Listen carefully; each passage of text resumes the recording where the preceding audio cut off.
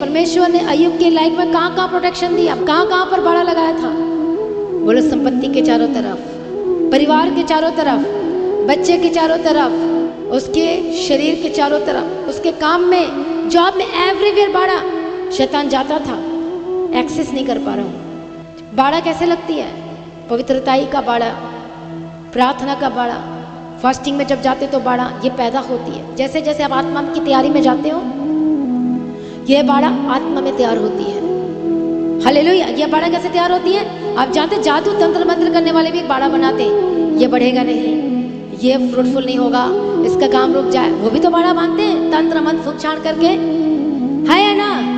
फिर रस्सिया को कौन जलाता है? जब प्रार्थना करते तो उसकी रस्सिया को फायर के साथ, प्रार्थना के साथ, फास्टिंग के साथ उसकी रस्सियों को जलाना शुरू करते हैं कि जहां से भी आई है ये रस्सियां जलेंगी यीशु के नाम पे।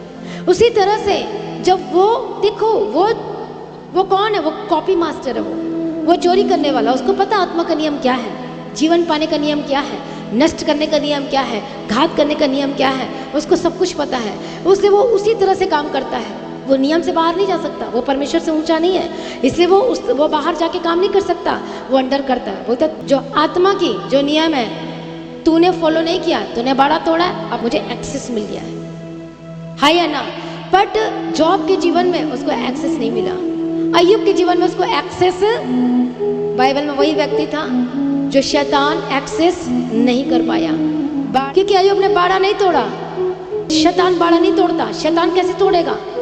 जब आपका बाड़ा, प्रार्थना का बाड़ा मजबूत है तो शैतान कैसे तोड़ेगा? वो कोशिश जरूर करेगा, वो धक्का मारेगा, वो पुश करेगा, वो पाप कराकर, गलती कराकर, झूठ बोलवाकर, अलग अलग चीजों से जो एक विश्वासी की कमजोरी होती है उस कमजोरी को पकड़ता है, पास्ट की बातों को आपके सामने लेकर आता है। जो पास्ट में आपने जो किया था और आज आपने छोड़ दिया बेशक, लेकिन फिर से दोबारा लेकर आता है, फिर से अडल्ट्रीज को लेकर आता है, फिर से लड़ाई को लेकर आता है, फिर से गुस्सा को लेकर आता है, फिर से गालियां को लेकर आता है, फिर से पुरानी बातें को जानबूझ करके लेके आता है कि अब फिर से उसी कामों में लग जाओ। और जब वो देखता है अरे ये तो सचमुच में यीशु के हो गए, सच में पश्चाताप कर लिया, अब एक्सेस नहीं कर पाऊंगा, मैं जाता हूँ दूसरे के पास अब। हालेलुया।